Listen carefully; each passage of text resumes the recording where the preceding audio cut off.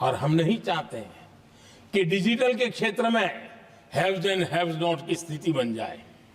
देश के लिए समान रूप से, और इसलिए दुनिया के अंदर बड़े गर्व के साथ हम कहते हैं कि भारत का जो डिजिटल इंडिया की जो सक्सेस स्टोरी है, उसका एक कारण है हमने टेक्नोलॉजी को डेमोक्रेटाइज करने का प्रयास किया है।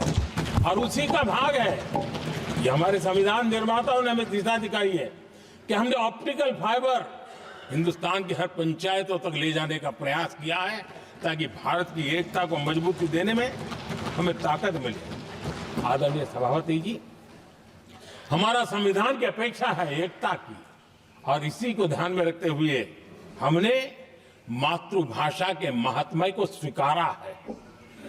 मातृभाषा को दबा करके हम देश के जनमानस को संस्कारित नहीं कर सकते, और इसलिए हमने न्यू एजुकेशन पॉलिसी में भी मातृभाषा को बहुत बल दिया है। और अब मेरे देश का गरीब का बच्चा भी मातृभाषा में डॉक्टर इंजीनियर बन सकता है, क्योंकि हमारा संविधान सबसे पीछे है, उनकी सबसे दरकार करने का हमें आदेश देता है। इतना ही नहीं, हमने क्लासिकल लैंग्वेज की दिशा में भी कई लैंग्वेजेस जो जिनका हक बनता था, उनको हमने उस स्थान पर रख करके हमने उनका सम्मान किया था। देश भर में एक भारत श्रेष्ठ भारत का अभियान देश के एकता को मजबूत और नई पीढ़ी को वो संस्कारित करने का काम हमारी तरफ से चल रहा है। आदरणीय सभापति जी, काशी तमिल संगमम और तेलुगु काशी संगमम ये आज एक बहुत बड़ा इंस्टीट्यूशनलाइज हुआ है, और समाज के निकटता को मजबूती देने का एक सांस्कृतिक प्रयास भी हमारा चलता रहा है, क्योंकि उसका कारण यही है कि संविधान की मूल धारा में भारत की एकता का महात्म्य स्वीकार किया गया है, और उसको हमें बल देना चाहिए। आदरणीय सभापति जी,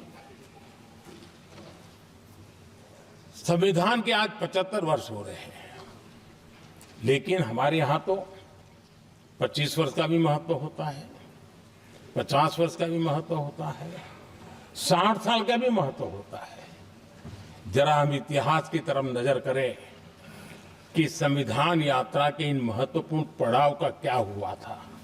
जब देश संविधान के 25 वर्ष पूरे कर रहा था, उसी समय हमारे देश में संविधान को नोच लिया गया, इमरजेंसी आपातकाल लाया गया।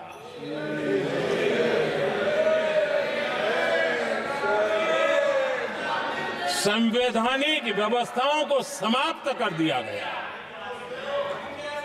देश को जेल खाना बना दिया गया, नागरिकों के अधिकारों को लूट लिया गया, प्रेस की स्वतंत्रता को ताले लगा दिए गए,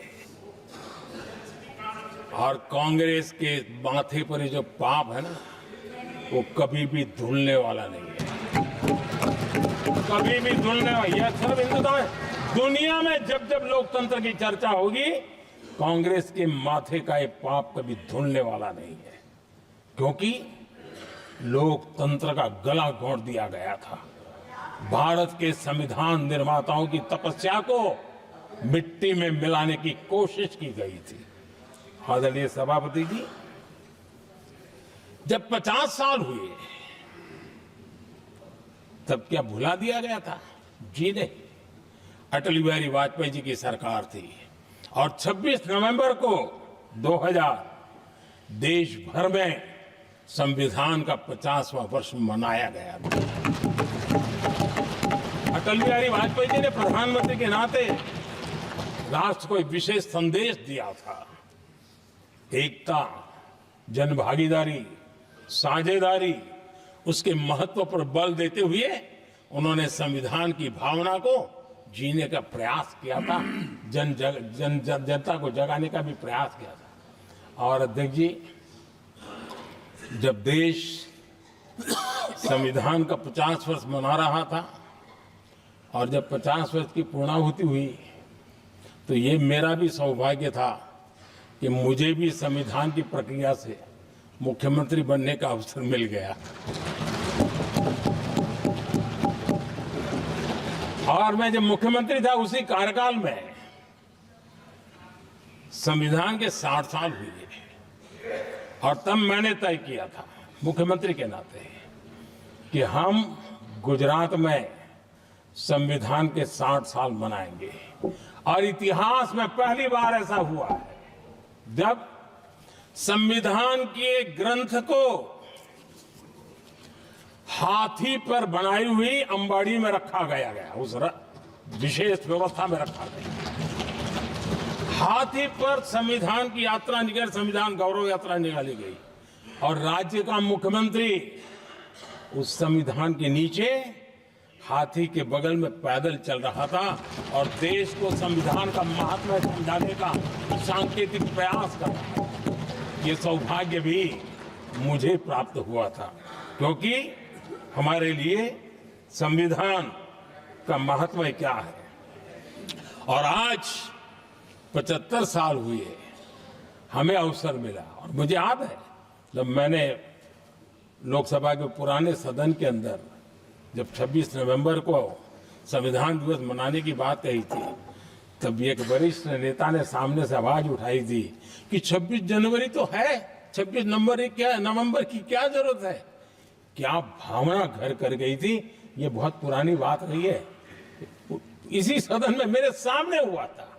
लेकिन आदरणीय सभापति जी, मेरे लिए खुशी की बात है कि इस विशेष सत्र में अच्छा होता संविधान की शक्ति, संविधान की विविधताओं पर चर्चा होती, नई पीढ़ी को काम आता। लेकिन हर एक की अपनी अपनी मजबूरियां होती है, हर कोई अपना दुख किसी न किसी रूप में प्रकट करता रहता है। कईयों ने अपनी विफलताओं का दुख प्रकट किया है।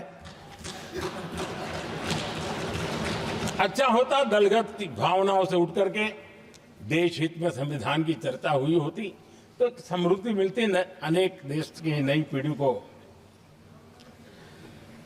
आदरणीय सभापति जी, मैं तो संविधान के प्रति विशेष आदर का भाव व्यक्त करना चाहूंगा कि संविधान की भावना थी कि मेरे जैसे अनेक लोग जो यहां पहुंच नहीं पाते, ये संविधान था जिसके कारण हम पहुंच पाए।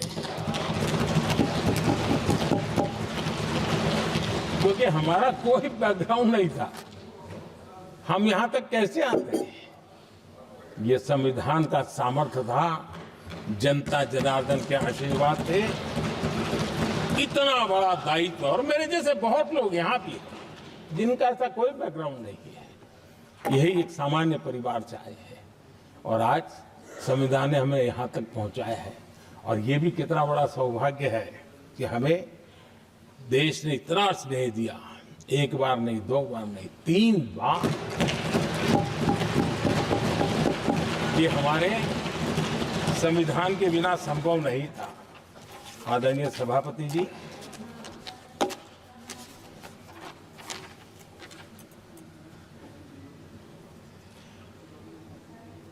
उतार चढ़ाव तो आए, कठिनाइयां भी आई, रुकावटें भी आई, लेकिन मैं फिर एक बार देश की जनता को नमन करता हूं कि देश की जनता पूरी ताकत के साथ संविधान के साथ खड़ी रही।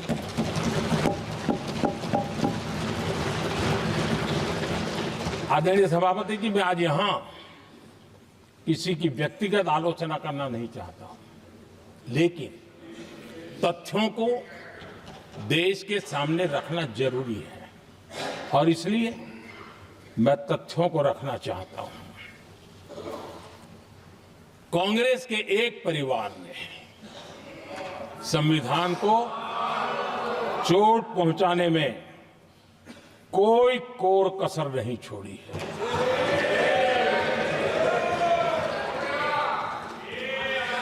और मैं इसलिए एक परिवार का उल्लेख करता हूं कि 75 साल की हमारी यात्रा में 55 साल एक ही परिवार ने राज किया है।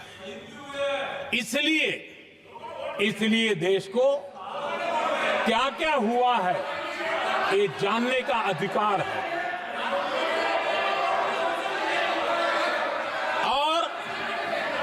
इस परिवार के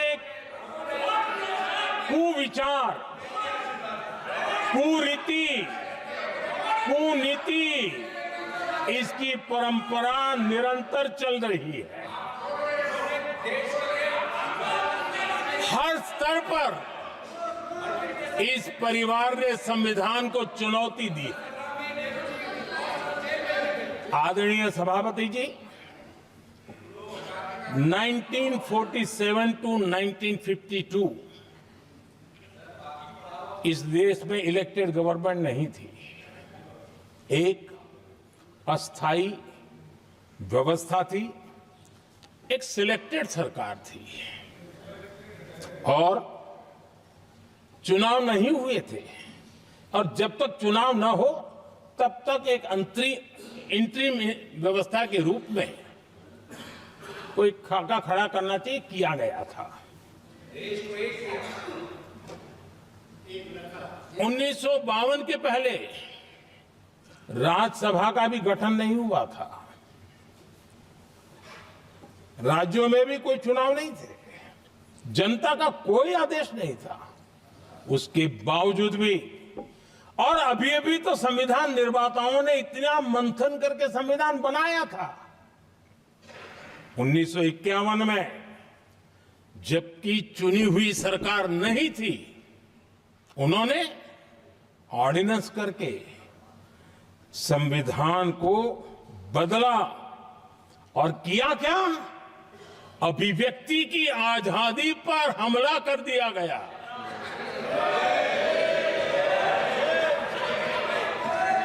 और ये संविधान निर्माताओं का भी अपमान था, क्योंकि ऐसी बातें कोई संविधान सभा में नहीं आई होगी, ऐसा नहीं है, लेकिन वहां उनकी चली नहीं।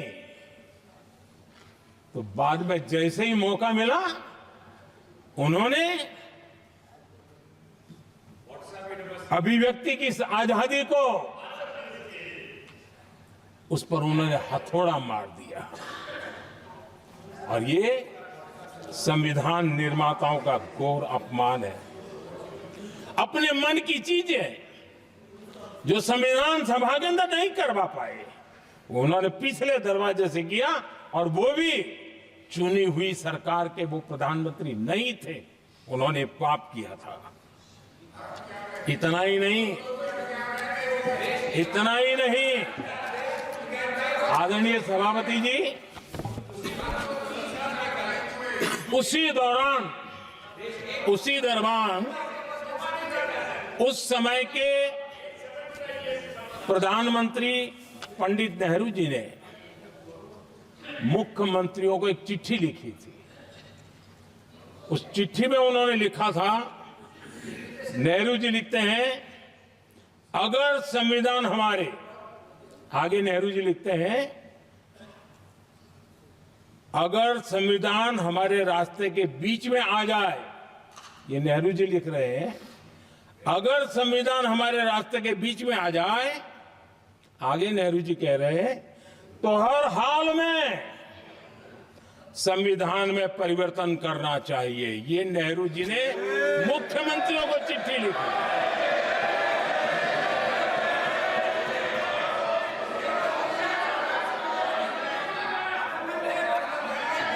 और आदरणीय सभापति जी, ये भी देखिए,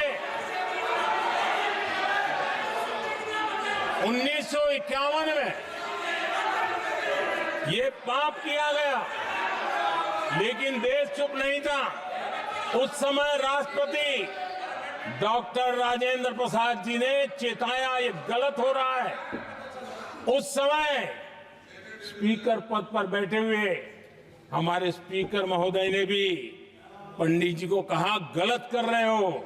इतना ही नहीं, आचार्य कृपलानी जी, जयप्रकाश नारायण जैसे महान कांग्रेसी लोगों ने भी पंडित नेहरू ने कहा कि ये रोको, लेकिन पंडित जी का अपना संविधान चलता था और इसलिए उन्होंने इतने वरिष्ठ महानुभावों की सलाह मानी नहीं और उसे भी उन्होंने दरकिनार कर दिया।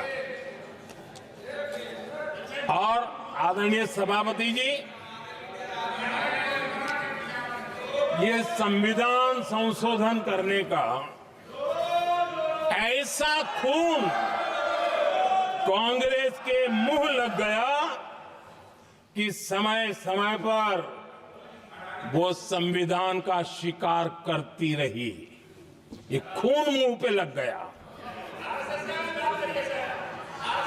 इतना ही नहीं, संविधान के स्पिरिट को लहू लहान करती रही।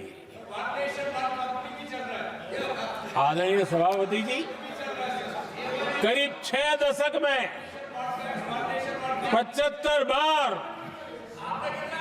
संविधान बदला गया। आदरणीय सभापति जी, जो बीज देश के पहले प्रधानमंत्री जी ने बोया था,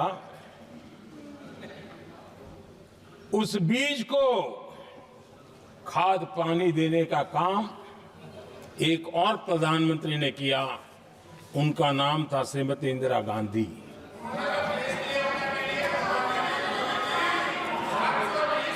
जो पाप पहले प्रधानमंत्री करके गए और जो खून लग गया था 1971 में, सुप्रीम कोर्ट का एक फैसला आया था। उस सुप्रीम कोर्ट के फैसले को संविधान बदल करके पलट दिया गया और 71 में ये संविधान संशोधन किया गया था। और क्या था, उन्होंने हमारे देश की अदालत के पंख काट दिए थे। और यहां पर तो किया था कि संसद संविधान के किसी भी आर्टिकल में जो मर्जी पड़े वो कर सकती है और अदालत उसकी तरफ देख भी नहीं सकती है। अदालत के सारे अधिकारों को छीन लिया गया था। ये पाप 1971 में उस समय की प्रधानमंत्री श्रीमती इंदिरा गांधी ने किया था।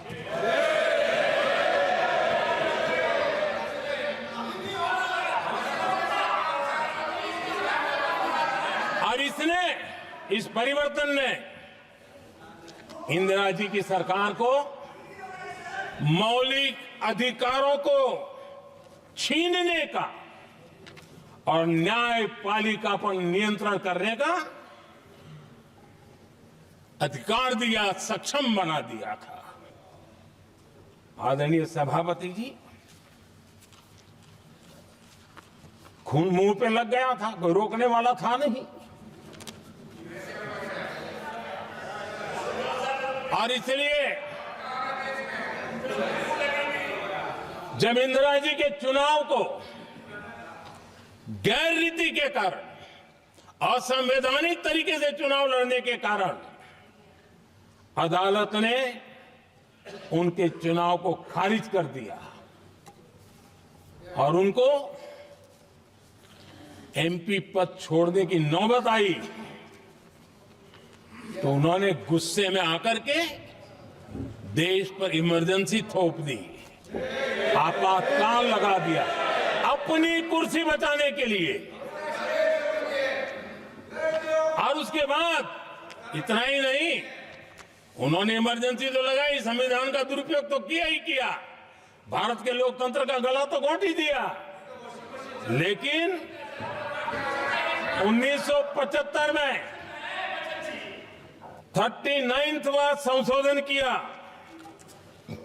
और उसमें उन्होंने क्या किया, राष्ट्रपति, उपराष्ट्रपति, प्रधानमंत्री, अध्यक्ष, इनके चुनाव के खिलाफ कोई कोर्ट में जा ही नहीं सकता है, ऐसा उन्होंने, और वो भी रिट्रोस्पेक्टिव किया, आगे के लिए नहीं, पीछे का भी, अपने पापों का भी उन्होंने। और आदरणीय सभापति जी, मैं संविधान की बात कर रहा हूं, मैं संविधान के आगे पीछे कुछ नहीं बोल रहा हूं।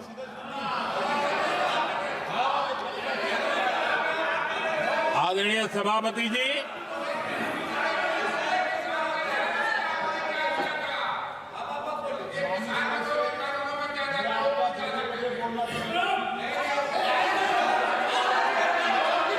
आदरणीय सभापति जी,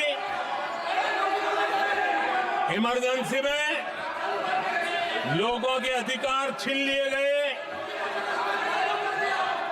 देश के हजारों लोगों को जेलों में ठूंस दिया गया,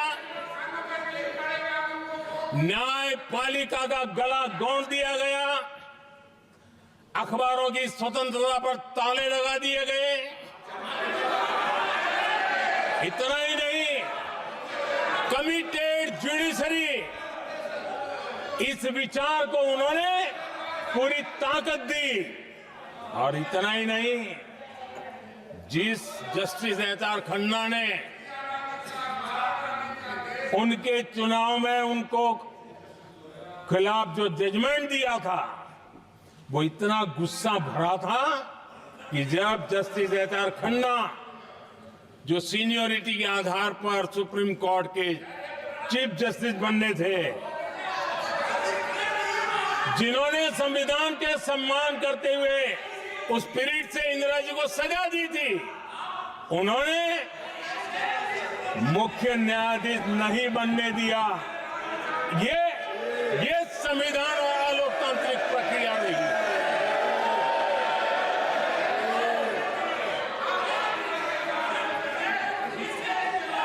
आदरणीय सभापति जी, यहां भी ऐसे कई दल बैठे हैं जिनके मुखिया भी सारे जेल में हुआ करते थे। ये इनकी मजबूरी है कि वहां जाके बैठे हैं, उनको भी जेलों में ठूस दिया गया था। आदरणीय सभापति जी, देश पर जुल्म तांडव चल रहा था, निर्दोष लोगों को जेलों में ठूस दिया जाता था, लाठियां बरताई जाती थी, कई लोग जेलों में मौत के शरण हो गए थे, और एक निर्दयी सरकार संविधान को चूर चूर करती रही थी। आदरणीय सभापति जी, ये परंपरा यहां नहीं रुकी। जो परंपरा नेहरू जी ने शुरू की थी, जिसको दूसरे प्रधानमंत्री जी इंदिरा जी ने आगे बढ़ाया, क्योंकि खून मुंह पे लग गया था, और इसलिए राजीव गांधी जी प्रधानमंत्री बने। उन्होंने संविधान को एक और गंभीर झटका दे दिया। सबको समानता, सबको समानता, सबको न्याय, उस भावना को चोट पहुंचाई। आदरणीय सभापति जी, आपको मालूम है, सुप्रीम कोर्ट ने शाहबानो का जजमेंट दिया था।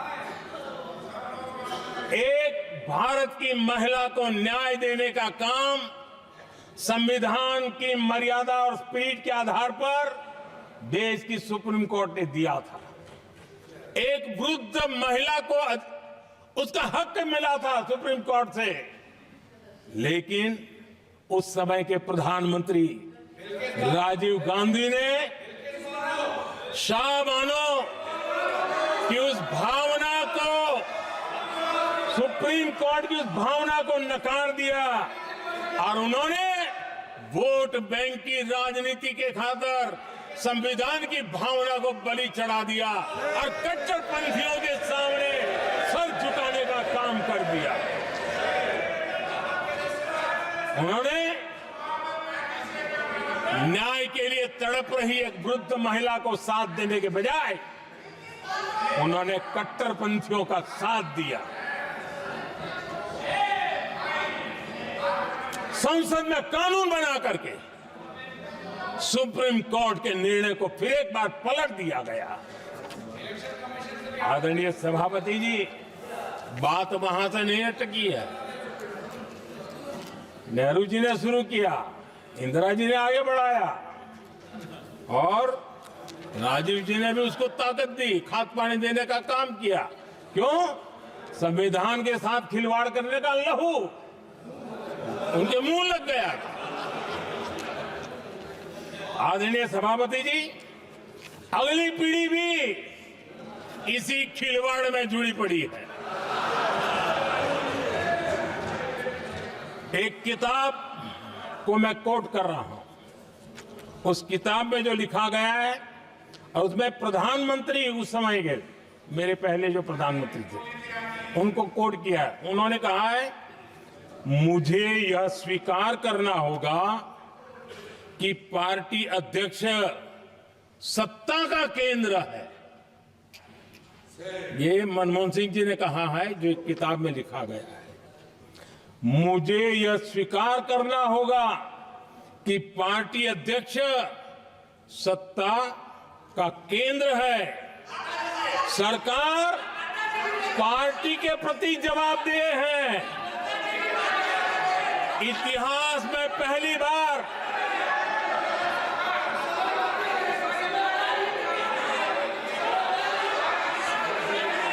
आदरणीय सभापति जी, नहीं, आप सदन इतिहास तरीके में से पहली बार ये तरीका बिल्कुल ठीक नहीं है। सदन के नेता बोल रहे हैं, आपको मर्यादा रखनी चाहिए। ऐसे सदन नहीं चलेगा इस तरीके से, गलत तरीका आपका ये। माननीय प्रधानमंत्री जी, आदरणीय सभापति जी, इतिहास में पहली बार संविधान को ऐसी गहरी चोट पहुंचा दी गई।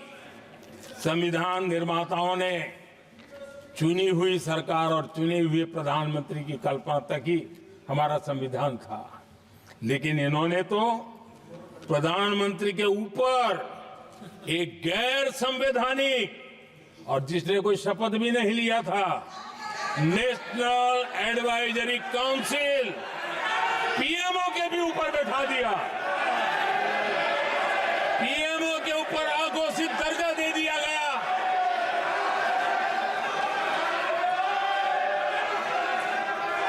आदरणीय सभापति जी, इतना ही नहीं, और एक पीढ़ी आगे चले, और उस पीढ़ी ने क्या किया? भारत के संविधान के तहत देश की जनता जनार्दन सरकार चुनती है, और वो सरकार का मुखिया कैबिनेट बनाता है। ये संविधान के तहत है। इस कैबिनेट ने जो निर्णय किया, संविधान का अपमान करने वाले अहंकार से भरे लोगों ने पत्रकारों के सामने कैबिनेट के निर्णय को फाड़ दिया। संविधान को हर मौके पर संविधान के साथ खिलवाड़ करना, संविधान को न मानना, ये जिनकी आदत हो गई थी। और दुर्भाग्य देखिए, एक अहंकारी व्यक्ति कैबिनेट के निर्णय को फाड़ दे और कैबिनेट अपना फैसला बदल दे। ये कौन सी व्यवस्था है? आदरणीय सभापति जी, मैं जो कुछ भी कह रहा हूं वो संविधान के साथ क्या हुआ उसी की बात कर रहा हूं। उस समय करने वाले पात्रों को लेकर किसी को परेशानी होती होगी, लेकिन बात संविधान की है। मेरे मन के और मेरे विचारों को मैं अभिव्यक्त नहीं कर रहा हूं।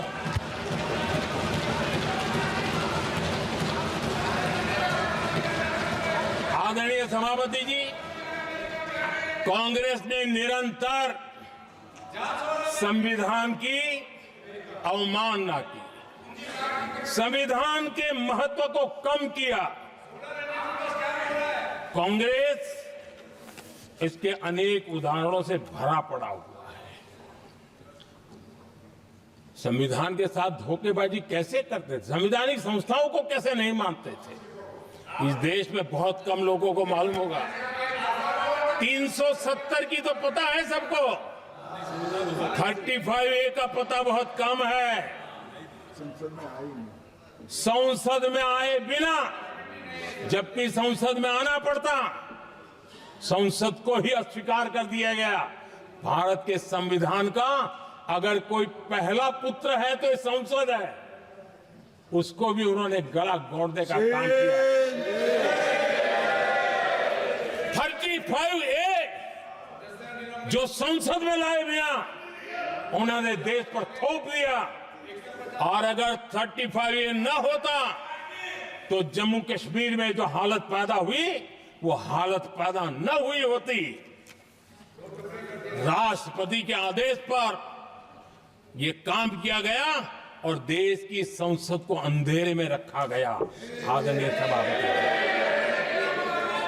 ये संसद का अधिकार था, कोई अपनी मनमानी से नहीं कर सकता था, लेकिन और उनके पास बहुमत था, कर सकते थे, लेकिन वो नहीं किया क्योंकि पेट में पाप था, देश की जनता से छुपाना चाहते थे। आदरणीय सभापति जी, इतना ही नहीं, बाबा साहब आंबेडकर जिनके प्रति आज सम्मान का भाव सब कोई अनुभव कर रहा है, और हम लोगों के लिए तो बहुत विशेष है, क्योंकि हम लोगों के लिए तो जीवन में बहुत बड़ी जो कुछ भी रास्ते मिले ना वहीं से मिले हैं। आदरणीय सभापति जी, बाबा साहब आंबेडकर इनके प्रति भी इनके मन में कितनी कटुता भरी थी, कितना द्वेष भरा था, मैं आज उसके डिटेल में जाना नहीं चाहता हूं, लेकिन जब अटल जी की सरकार थी तब बाबा साहब आंबेडकर, उनका जो महापरिनिर्वाण भूमि है वहां पर अलीपुर रोड पर अटल जी की सरकार में बाबा साहब आंबेडकर जी के स्मृति में एक स्मारक बनाना तय हुआ। अटल जी के समय ये नहीं हुआ। दुर्भाग्य देखिए, 10 वर्ष यूपीए की सरकार रही, उसने इस काम को नहीं किया, न होने दिया। बाबा साहब आंबेडकर का जब हमारी सरकार आई, बाबा साहब आंबेडकर के प्रति हमारा श्रद्धा होने के कारण हमने अलीपुर रोड पर बाबा साहब मेमोरियल बनाया और उसका काम किया। आदरणीय सभापति जी, दिल्ली में जब बाबा साहब आंबेडकर के 1992 में, उस समय चंद्रशेखर जी कुछ समय थे, तब एक निर्णय किया गया था, आंबेडकर इंटरनेशनल सेंटर यही जनपद के पास 40 साल तक वो कागज पे ही पड़ा रहा, नहीं किया गया। और तब जाकर के 2015 में हमारी सरकार आई और हमने आकर के इस काम को पूरा किया। बाबा साहब को भारत रत्न देने का काम भी जब कांग्रेस सत्ता से बाहर गई तब संभव हुआ। इतना ही नहीं, आदरणीय सभापति जी, बाबा साहब आंबेडकर के 125 साल तो हमने पूरी दुनिया में बनाए थे, विश्व के 120 देशों में बनाने का काम किया था। लेकिन जब बाबा साहब आंबेडकर की शताब्दी थी तब अकेली बीजेपी की सरकार थी मध्य प्रदेश में। सुंदरलाल जी पटवा हमारे मुख्यमंत्री जी थे, और महू में जहां बाबा साहब आंबेडकर जी का जन्म हुआ था उसको एक स्मारक के रूप में पुनर्निर्माण करने का काम सुंदरलाल पटवा जी जब मुख्यमंत्री थे तब मध्य प्रदेश में हुआ था। शताब्दी के समय भी उनके साथ यही किया गया था। आदरणीय सभापति जी,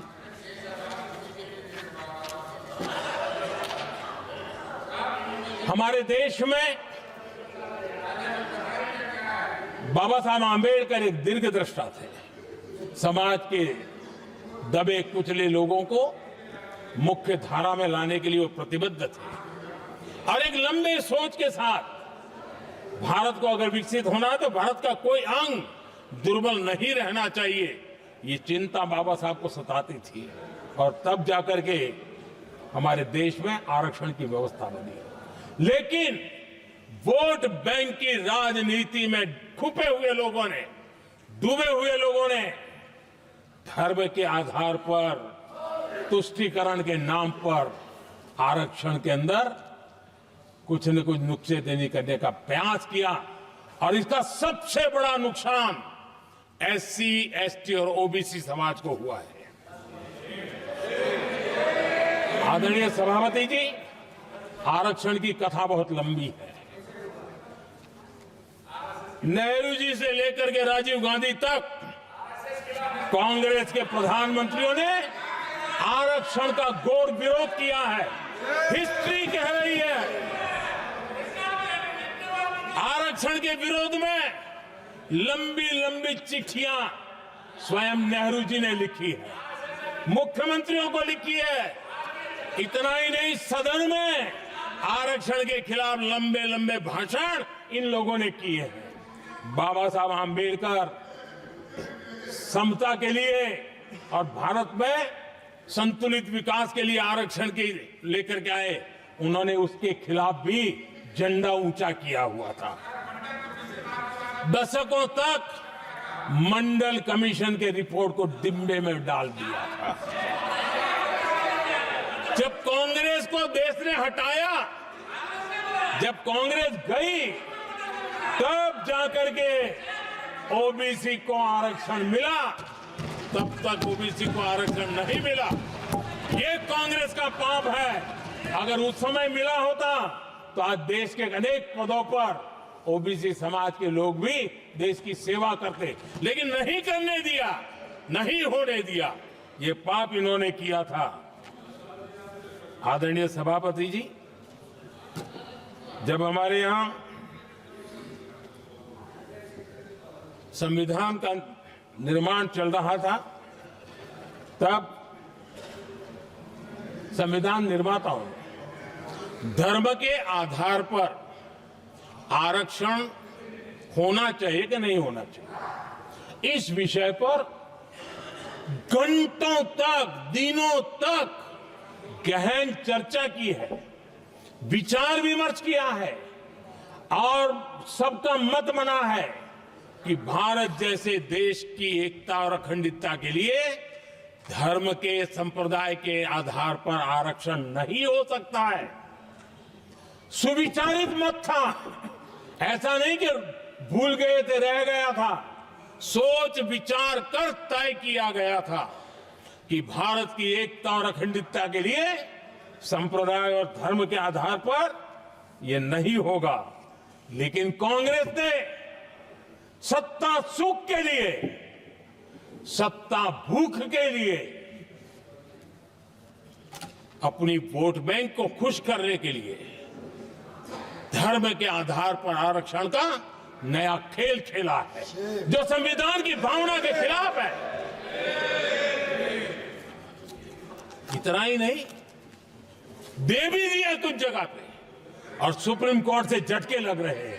और इसलिए अब दूसरे बहाने से बहाने बता रहे हैं, ये करेंगे, वो करेंगे।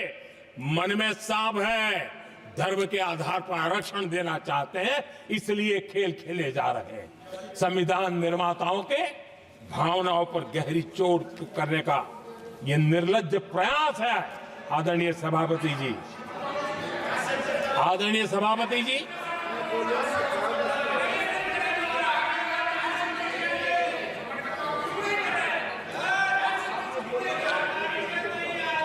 आदरणीय सभापति जी, एक गलत और विषय, ये तरीका ठीक नहीं। आपके नेता ने बोला, आपने बोला दोबारा बात मत करो। जिसकी भी मैं चर्चा करना चाहता हूं, और वो ज्वलंत विषय समान नागरिक संहिता, यूनिफॉर्म सिविल कोड। ये विषय भी संविधान सभा के ध्यान बाहर नहीं था। संविधान सभा ने यूनिफॉर्म सिविल कोड को लेकर के लंबी चर्चा की, गहन चर्चा की, और उन्होंने बहस के बाद निर्णय किया कि अच्छा होगा कि जो भी सरकार चुन करके आए वो उसका निर्णय करे और देश में यूनिफॉर्म सिविल कोड लागू करे। ये संविधान सभा का आदेश था। और बाबा साहब आम्बेडकर ने कहा था, जो लोग संविधान को समझते नहीं है, देश को समझते नहीं है, सत्ता भूख सेवा कुछ पढ़ा नहीं है, उनको पता नहीं है बाबा साहब ने क्या कहा था। बाबा साहब ने कहा था, धार्मिक आधार पर बने, ये मैं बाबा साहब की बात कर रहा हूं, इतना वीडियो कट करके घुमाना मत।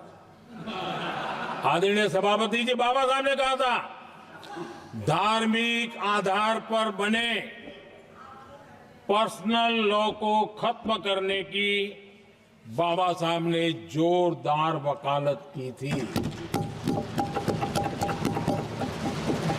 उस समय के सदस्य के.एम. मुंशी जी ने कहा था, समान नागरिक संहिता को राष्ट्र की एक। कांग्रेस के लोग संविधान निर्माताओं की भावना का भी, सुप्रीम कोर्ट की भावना का भी अनादर कर रहे हैं, क्योंकि उनकी राजनीति को सूट नहीं करता है। उनके लिए संविधान वो पवित्र ग्रंथ नहीं है, उनके लिए एक हथियार है राजनीति का। खेल खेलने का हथियार बना दिया। लोगों को डराने के लिए संविधान को हथियार बनाया जाता है। आदरणीय सभापति जी, और ये कांग्रेस पार्टी, उनको तो संविधान शब्द भी उनके मुंह में शोभा नहीं देता है। इसलिए जो अपनी पार्टी के संविधान को नहीं मानते हैं, जिन्होंने अपनी पार्टी के संविधान को कभी स्वीकार नहीं किया है, क्योंकि संविधान को स्वीकार करने के लिए एक लोकतांत्रिक स्पिरिट लगता है, जो जिनकी रगों में नहीं है। सत्तावाद और परिवारवाद भरा पड़ा है। अब आप देखिए, जो कैसी शुरुआती कितनी गड़बड़ हुई है। मैं कांग्रेस की बात कर रहा हूं। 12 कांग्रेस की प्रदेश की कमेटियों ने, 12 प्रदेश कमेटियों ने सरदार पटेल के नाम पर सहमति दी थी। नेहरू जी के साथ एक भी कमेटी नहीं थी, नॉट अ सिंगल। संविधान के तहत सरदार साहब ही देश के प्रधानमंत्री बनते हैं, लेकिन लोकतंत्र में श्रद्धा नहीं, खुद के संविधान पर विश्वास नहीं, खुद के ही संविधान को स्वीकारना नहीं, और सरदार साहब देश के प्रधानमंत्री नहीं बन सके और ये बैठ गए। जो लोग अपनी पार्टी के संविधान को, जो लोग अपनी पार्टी के संविधान को नहीं मानते, वो कैसे देश के संविधान को स्वीकार कर सकते हैं।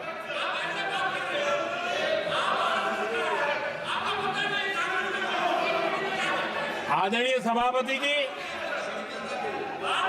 जो लोग संविधान में लोगों के नाम ढूंढते रहते हैं, मैं जरा बताना चाहता हूं। कांग्रेस पार्टी के एक अध्यक्ष हुआ करते थे और वो अति पिछड़े समाज से आते थे। अति पिछड़े, पिछड़े भी नहीं, अति पिछड़े, अति पिछड़े समाज से आते हुए उनके अध्यक्ष श्रीमान सीताराम केसरी जी, कैसा अपमान किया गया। कहते हैं बाथरूम में बंद कर दिया गया, उठा करके फुटपाथ पर फेंक दिया गया। अपनी पार्टी के संविधान में ऐसा कभी नहीं लिखा गया, लेकिन अपनी पार्टी के संविधान को न मानना, लोकतंत्र की प्रक्रिया को न मानना, और पूरी कांग्रेस पार्टी पर एक परिवार ने कब्जा कर लिया, लोकतंत्र को नकार दिया। आदरणीय सभापति जी,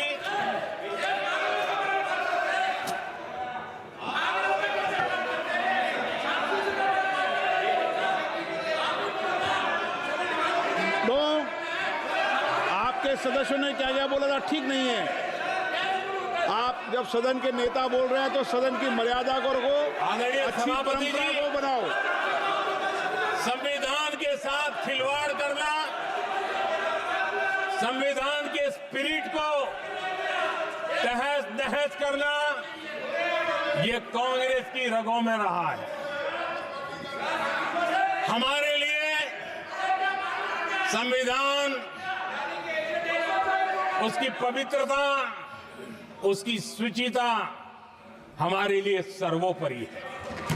और ये शब्दों में नहीं है, जब जब हमें कसौटी पर कसा गया है, हम तप करके निकले हुए लोग हैं। मैं उदाहरण देना चाहता हूं।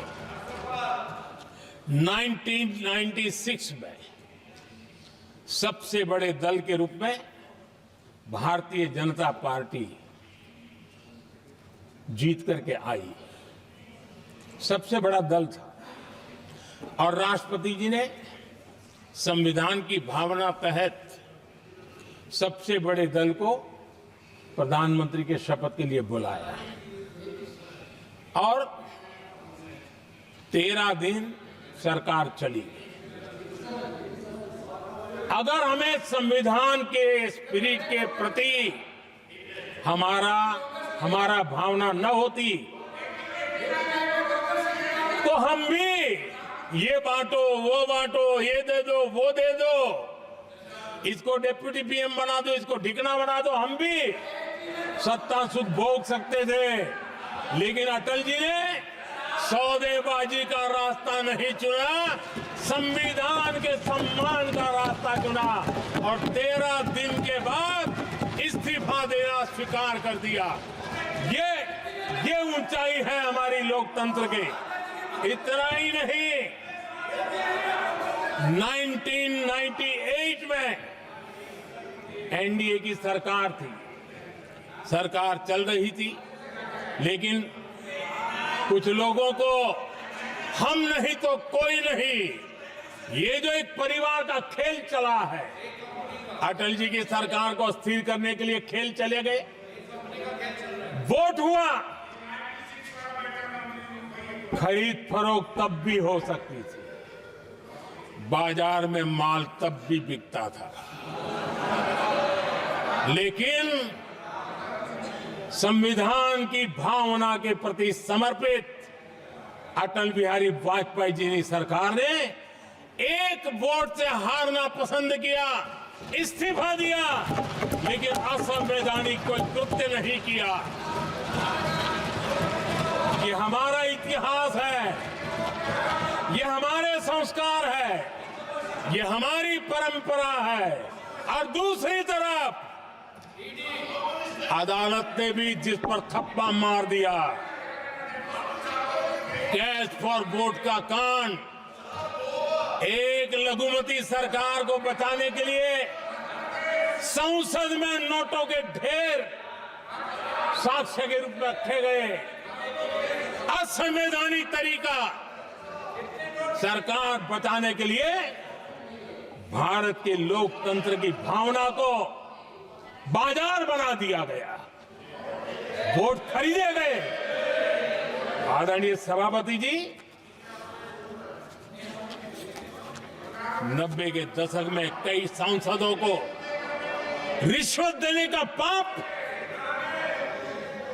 यह संविधान की भावना थी। क्या 140 करोड़ वासियों के मन में जो लोकतंत्र पनपा है, उस लोकतंत्र के साथ यह खिलवाड़?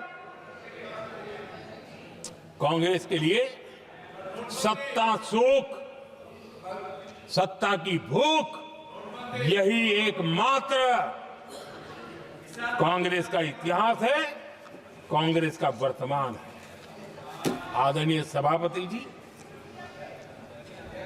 2014 के बाद एनडीए को सेवा का मौका मिला।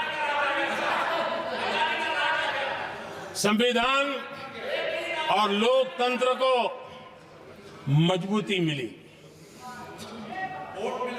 ये पुरानी जो बीमारियों थी, उस बीमारी से मुक्ति का हमने एक अभियान चलाया। बीते 10 साल यहां से पूछा गया, हमने भी संविधान संशोधन किए। जी हां, हमने भी संविधान संशोधन किए हैं देश की एकता के लिए, देश की अखंडता के लिए, देश के उज्जवल भविष्य के लिए और संविधान की भावना के प्रति पूर्ण समर्पण के साथ किए हैं। हमने संविधान संशोधन किया, क्यों किया? इस देश का ओबीसी समाज तीन दशक से ओबीसी कमीशन को संवैधानिक दर्जा देने के लिए मांग कर रहा है। ओबीसी के सम्मान के लिए, उसको संवैधानिक दर्जा देने के लिए हमने संविधान संशोधन किया है। हमें गर्व है ये करने का। समाज के दबे कुचले लोगों को उनके साथ खड़े होना, ये हम अपना कर्तव्य मानते हैं, इसलिए संविधान संशोधन किया। आदरणीय सभापति जी, इस देश में एक बहुत बड़ा वर्ग था, वो किसी भी जाति में क्यों न जन्मा हो, लेकिन गरीबी के कारण अवसरों को वो पा नहीं सकता था, आगे बढ़ नहीं सकता था, और इसलिए उसने असंतोष की ज्वाला भड़क रही थी और सबकी मांग रहती थी, कोई निर्णय नहीं करता था। हमने संविधान संशोधन किया, सामान्य जन के गरीब परिवार के 10% आरक्षण का किया, और ये पहला आरक्षण का संशोधन था। देश में कोई विरोध का स्वर नहीं उठा, हर किसी ने प्यार से उसको स्वीकार किया। संसद ने भी सहमति के साथ पारित किया, क्योंकि समाज की एकता की उसमें ताकत पड़ी थी, संविधान की भावनाओं का भाव पड़ा था, सबने सहयोग किया था, तब जाकर के हुआ था। आदरणीय सभापति जी, जी हां, हमने भी संविधान में संशोधन किए हैं, लेकिन हमने संविधान में संशोधन किया महिलाओं को शक्ति देने के लिए। संसद और विधानसभा में, और संसद का पुराना भवन गवाह है, जब देश महिलाओं को आरक्षण देने के लिए आगे बढ़ रहा था और कानून यानी बिल पेश हो रहा था, तब उन्हीं का एक साथी दल वेल में आता है, कागज छीन लेता है, फाड़ देता है और सदन स्थगित हो जाता है, और 40 साल तक विषय लटका रहता है। और वो आज उनके मार्गदर्शक है, जिन्होंने देश की महिलाओं के साथ अन्याय किया, वो उनके मार्गदर्शक है।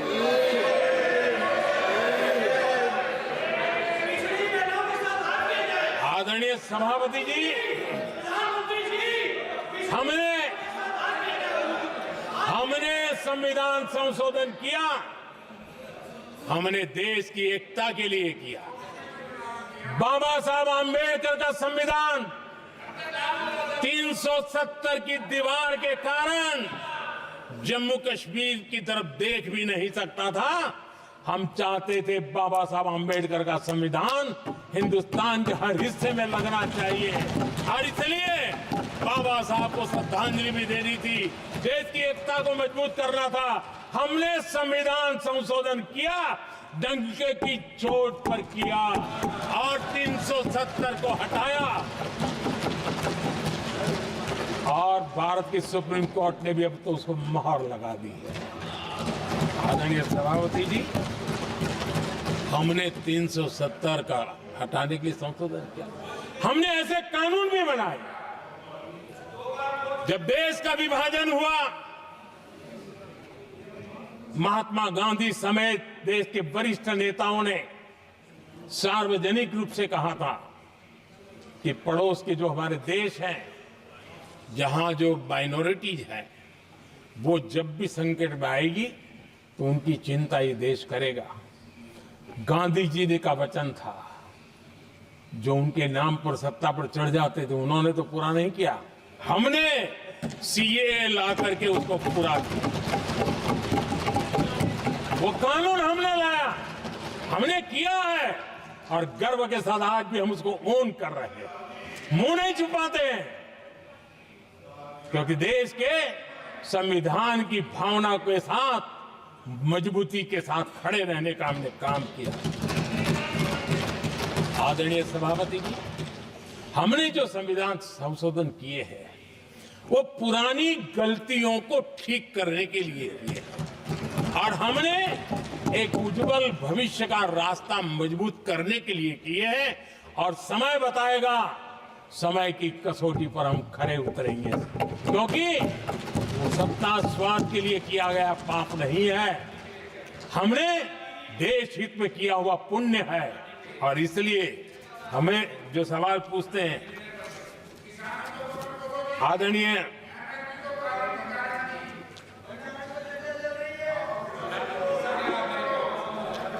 सभापति जी, यहां संविधान पर अनेक भाषण हुए,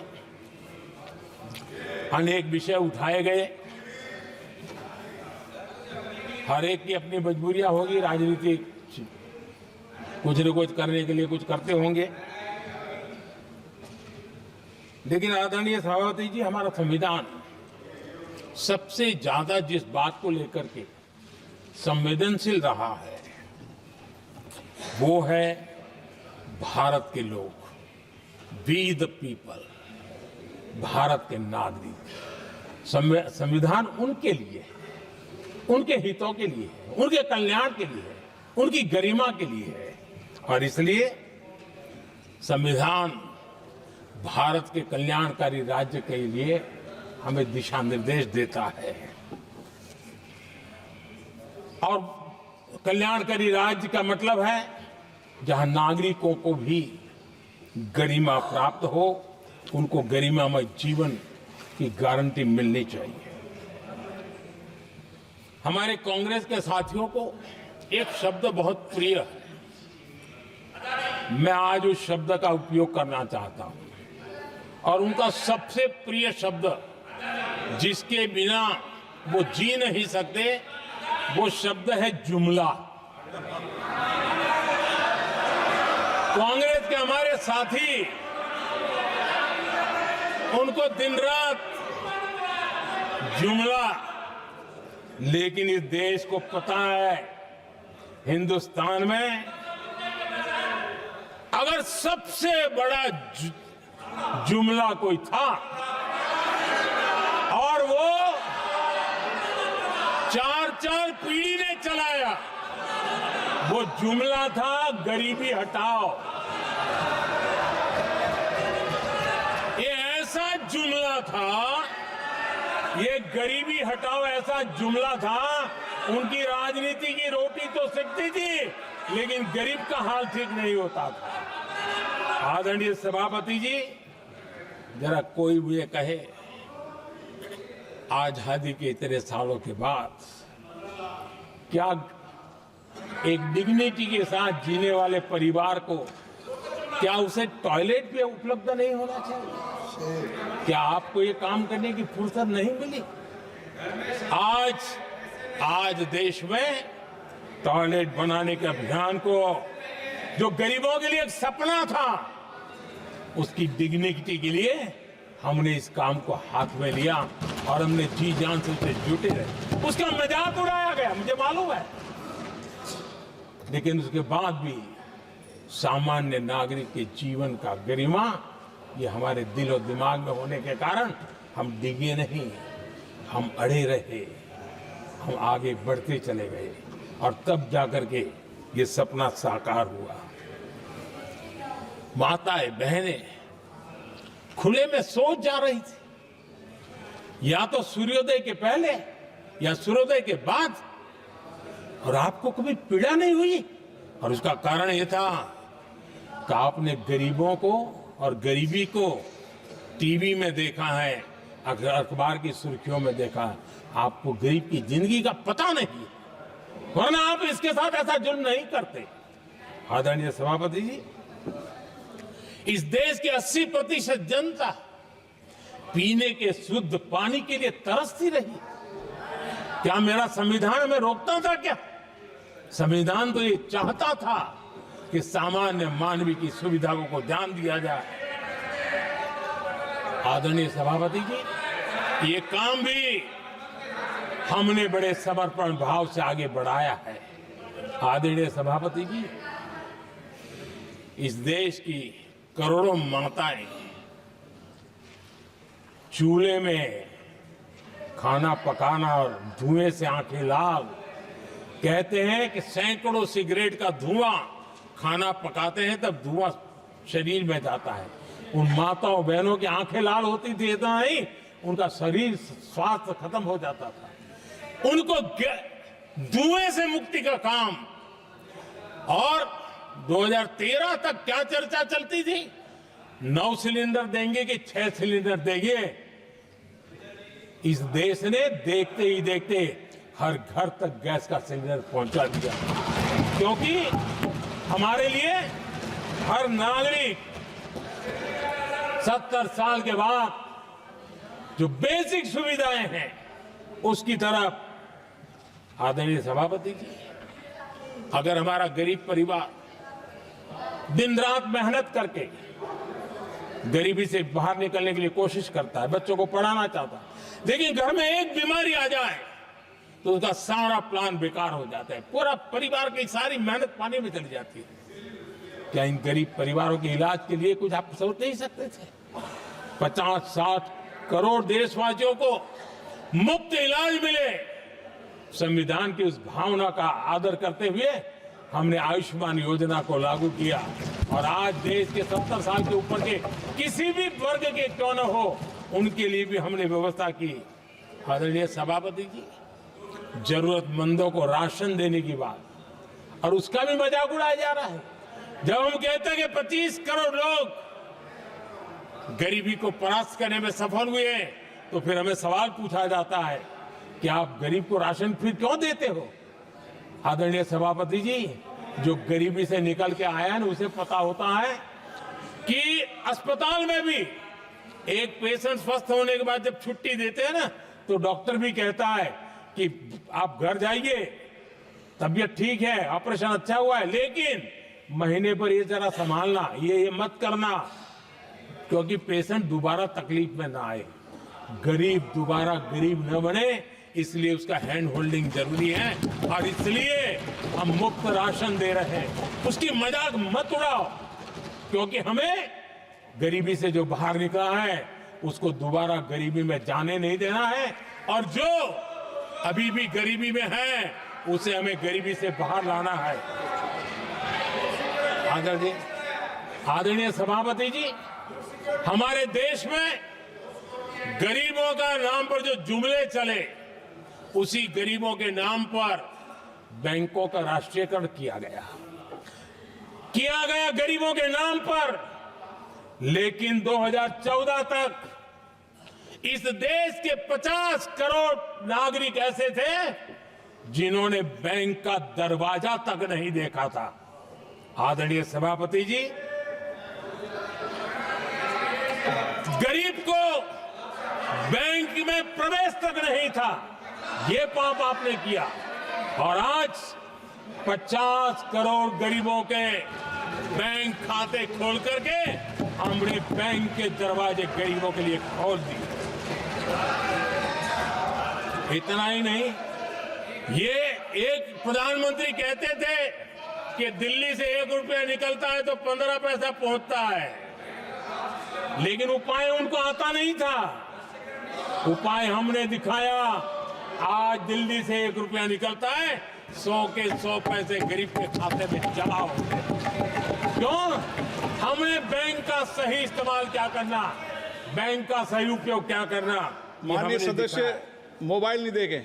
आदरणीय सभापति जी, बिना गारंटी के ऋण देश के अंदर जिन लोगों को बैंक के दरवाजे तक जाने की इजाजत नहीं थी, आज स्थापित सरकार का संविधान के प्रति जो समर्पण है ना, आज बिना गारंटी वो बैंक से लोन ले सकता है। ये ताकत हमने गरीब को दी है। आदरणीय सभापति जी, गरीबी हटाओ का जुमला इसी के कारण जुमला बनकर के रह गया। गरीब को इस मुश्किल से मुक्ति मिले, ये हमारा बहुत बड़ा मिशन है और ये हमारा संकल्प है और हम इसके लिए दिन रात एक कर रहे हैं। जिनको कोई नहीं पूछता, इनको मोदी पूजता है। आदरणीय सभापति जी, दिव्यांगजन हर दिन संघर्ष करता हमारा दिव्यांगजन, अब जाकर के हमारे दिव्यांग को फ्रेंडली इंफ्रास्ट्रक्चर मिले, उसकी व्हीलचेयर आगे तक जाए, ट्रेन के डिब्बे तक जाए। ये व्यवस्था दिव्यांगजन के लिए करने का हमारे दिल में तब आया क्योंकि समाज के दबले कुचले वंचित लोगों की चिंता करना हमारे मन में था, तब हुआ। आदरणीय सभापति जी, आप मुझे बताइए, एक तो भाषा के नाम पर झगड़ा करना तो सिखा दिया आपने, लेकिन मेरे दिव्यांगजनों के साथ कितना अन्याय किया। जो हमारे यहां साइनेज लैंग्वेज जो है, साइन लैंग्वेज की जो व्यवस्था है, खास करके मूक बधिर के लिए, अब दुर्भाग्य ऐसा देश का कि असम में जो भाषा सिखाई जाए, उत्तर प्रदेश में दूसरी सिखाई जाए, उत्तर प्रदेश में सिखाई जाए, महाराष्ट्र में तीसरी सिखाई जाए। हमारे दिव्यांगजनों के लिए एक साइन लैंग्वेज का होना बहुत जरूरी था। आजादी के 7 दशक बाद भी उनको उन दिव्यांगजनों की याद नहीं आई। एक कॉमन साइन लैंग्वेज बनाने का काम हमने किया, जो आज देश के मेरे सभी दिव्यांग भाई बहनों के लिए काम आ रही है। आदरणीय सभापति जी, गुमंतु और अर्ध गुमंतु जन समूह समाज का इसके ऊपर पूछने वाला नहीं था।